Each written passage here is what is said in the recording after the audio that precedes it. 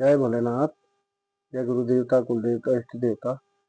भक्तों, मैंने आपको जो कल 12 भावों के बारे में बताया था, जब जन्म होता है जातक का, तो उसके जीवन के रहस्यों के बारे में बताया था।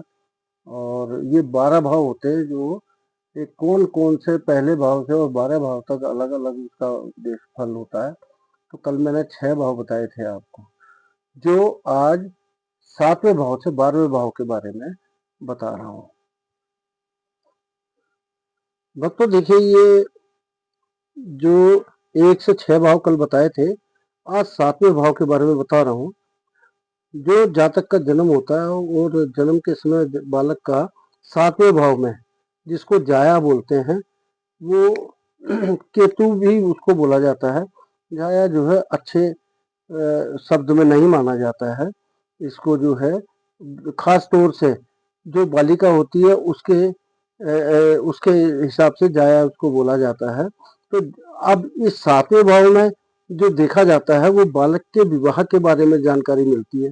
कैसा रहेगा, उसका सूत्र कैसा रहेगा, गृहस्थी कैसी रहेगी, सुख मिलेगा उसे नहीं मिलेगा, स्त्री के बारे में उसकी पूरी जानकारी है अलग मिलेगी कि उसके ये स्त्री अगर 7वें भाव में कौन सा इसका 7वें भाव में केतु जो अगर हो तो वो स्त्री को सुख नहीं देता है, वो स्त्री को जो है परेशान करके रखता है और स्त्री का जीवन सुखी नहीं रहता है।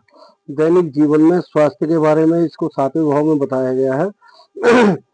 तो मित्रों, जो बालक है उसका स्वभाव कैसा होगा, वो झगड़े वाला होगा, उसके विचार कैसे होंगे, वो जब उसका विवाह होगा तो स्त्री के साथ उसके संबंध कैसे होंगे, क्या उनके विवाह में आने वाली परेशानियां जो है वो ज़्यादा परेशानियां पैदा करेंगे शादी के बाद, ये क्या है उसके बारे में इसकी चर्चा होती है। अब देखिए 8वां भाव। 8वें भाव में आपका जीवन, मृत्यु एवं संकट। आपके 8वें भाव में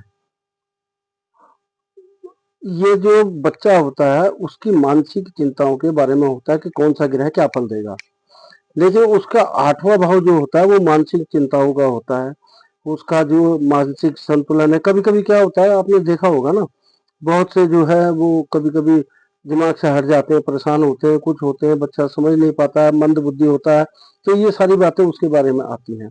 और उसके बाद जो जनेंद्रियां हैं आपकी, 5 जनेंद्रियां हैं, उसके बारे में उसका स्वभाव कैसा है, क्या है, किस क्षेत्र में जाएगा, और उसकी आयु का अध्ययन किया जाता है कि वो उसकी आयु कितनी रहेगी।